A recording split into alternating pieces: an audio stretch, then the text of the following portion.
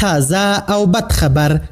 د پاکستان نه اهله ملیشو پر افغان ځواکونو او مظلومو افغانانو ډزې کړي دي چې په پایله کې ملکیانو ته سخته او درنه مرګ ژوبله رامنځته سوې ده. پاکستانی حکومت د افغانستان د اسلامي امارت له زغم او حوصلې سره لوبې کوي او منافقانه اعمال ترسره کوي.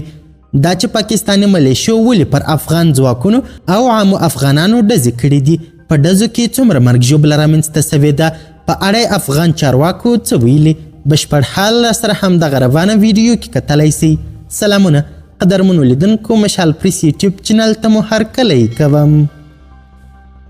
سلام پریس خبري اژانس پر خپل ټویټر پاڼه لیکلی دي پاکستانی سرحدي پوځیانو پر عامو وګړو ډزې کړي دي.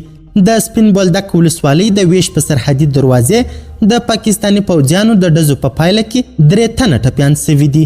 د سپین بولدک امنیه قومندانۍ په یوې خبرپاڼه کې ویلي چې په ټپیانو کې 2 ماشومان او یو سپینږیری ولسي وګړی شامل دی.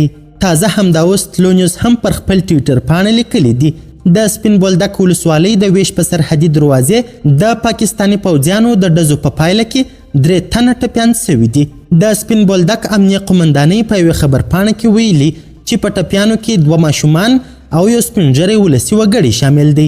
په خبرپاڼه کې راغلي چې ډزې د پاکستانی پوځیانو له لورې پر ولسي وګړو سوي او تر اوسه یې لامل څرګند نه دی، خو دروازه تر ډزو وروسته په عادي توګه پرانیستې ده.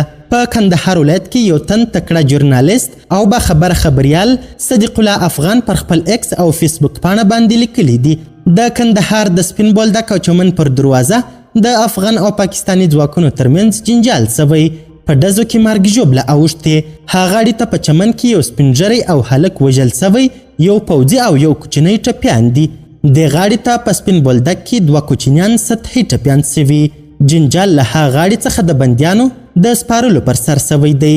اوس د دواړو خواو ترمنځ خبرې روانې دي، خو دروازه د تګ راتګ او تجارت پر مخ خلاصه ده.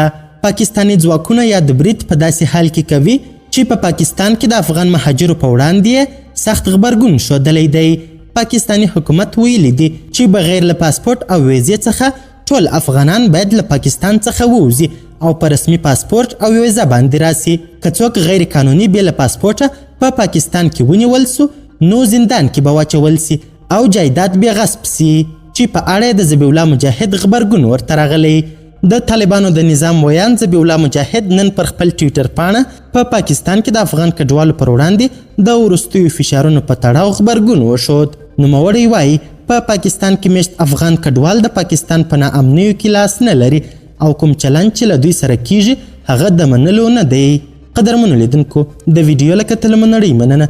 د لا زیاتو او نورو لحظه پر لحظه خبري مطالبو لپاره زموږ همدغه مشال پریس یوټیوب چینل سبسکرایب کړئ. تر بیا او بلې ویډیو ښه وخت ښه چارې، د الله په امان.